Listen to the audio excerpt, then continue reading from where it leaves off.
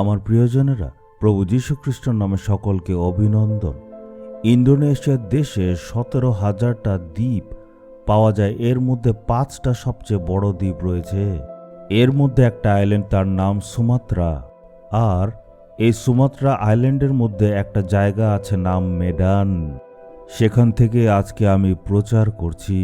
আমার পেছনে একটা বোর্ড দেখতে পাচ্ছেন, লেখা সেলামাত ডেটাং দি লিটল ইন্ডিয়া, মানে ছোট ভারতে স্বাগতম। কারণ এই জায়গাটাকে ছোট্ট ভারতবর্ষ বলা হয়। এখানে তামিল ভাষাভাষী অনেক লোকেরা আছে। ভারতের অনেক লোকেরা এখানে বাস করে। মেডানে ওরা বাস করে। ডাচ লোকেরা 350 বছর এখানে শাসন করেছিল। তখন ভারত থেকে তারা, যারা তামিল ভাষাভাষী ছিল, তাদেরকে এখানে এনেছিল যাতে কৃষিকাজ করতে পারে। ওরা সবাই পরিশ্রম করে এই দেশটাকে উন্নত করেছে। একটা সময় ছিল যখন তার আনন্দে থাকতো, কিন্তু এখন পাপে লিপ্ত হয়েছে, খারাপ খারাপ কাজ করে, যার জন্য তাদের অবস্থা এখন খুবই খারাপ। এদিকে দেখুন, অনেকে কুঁড়ে ঘরে বাস করে, আবার এমন অনেকেও রয়েছে খুবই ধনবান। তামিল মানুষ এমন আছে, অনেক পয়সাওয়ালা, তারাও এখানে আছে। অনেকে আছে যারা অনেক উঁচু পদে কাজ করে। চলুন এখন আমরা দেখি ঈশ্বর আজকের দিনে আমাদের জন্য কি রেখেছেন। গীতসংহিতা 103:2 পদ। হে আমার প্রাণ, সদা প্রভুর গৌরব করো, তার কোনো উপকারের কথা ভুলে যেও না। আমাদের জীবনে ঈশ্বর যত সব ভালো ভালো কাজ করেছেন, সেগুলিকে যাতে আমরা কখনো ভুলে না যাই।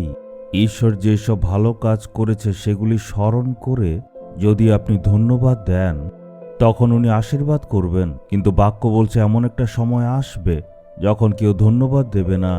কিন্তু প্রভুর বাক্য আমাদের বলছে যাতে আমরা সব সময় ধন্যবাদ জানাই। এই জন্য আমরা আমাদের প্রাণকে বলা উচিত ঈশ্বরের যেসব উপকার, সেগুলি যাতে আমরা কখনো ভুলে না যাই। প্রতিদিন প্রভুকে ধন্যবাদ দিতে হবে। ঈশ্বর আপনার শরীরের জন্য যেসব ভালো কাজ করেছেন, আপনার আত্মার জন্য যেসব ভালো কাজ উনি করেছেন, আপনার জীবনে, আপনার পরিবারে যেসব ভালো কাজ করেছে, সেগুলির জন্য যদি ধন্যবাদ দেন, সেটা দেখে ঈশ্বর আপনার জীবনে আরো বেশি ভালো কাজ করবেন। যে ব্যক্তি ঈশ্বরকে ধন্যবাদ দেয় না, তার জন্য কি ঈশ্বর আবার আশীর্বাদের কাজ করবেন? আপনি যদি কাউকে সাহায্য করে থাকেন, সে যদি ভুলে যায়, তারপরে আপনি কি আবার তার জন্য ভালো কাজ করবেন? অকৃতজ্ঞদের আমরা দ্বিতীয়বার সাহায্য করি না, কিন্তু ঈশ্বর এমন করেন না। যদিও আমরা তার প্রতি অকৃতজ্ঞ হয়ে যাই, উনি কিন্তু সেই দয়ালু ঈশ্বর। উনি তারপরেও বারবার দয়া করবেন। 10 জন কুষ্ঠরোগীকে যিশু সুস্থ করেছিলেন। ওদের মধ্যে মাত্র একজন এসে ধন্যবাদ দিল। যিশু জিজ্ঞেস করলেন, বাকিরা কোথায়? প্রভু চান যাতে আমরা ওনাকে ধন্যবাদ দেই, ওনার উপকারের জন্য যাতে ধন্যবাদ দেই। বলুন, হে আমার প্রাণ, সদা প্রভুর গৌরব করো।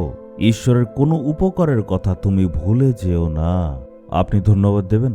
আপনি বলুন, হে আমার প্রাণ, সদা প্রভু ঈশ্বরের সকল উপকারের জন্য তাকে ধন্যবাদ দিতে ভুলবে না।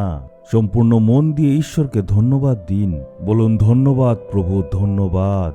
প্রার্থনা যিশুর নামে, আমেন, আমেন।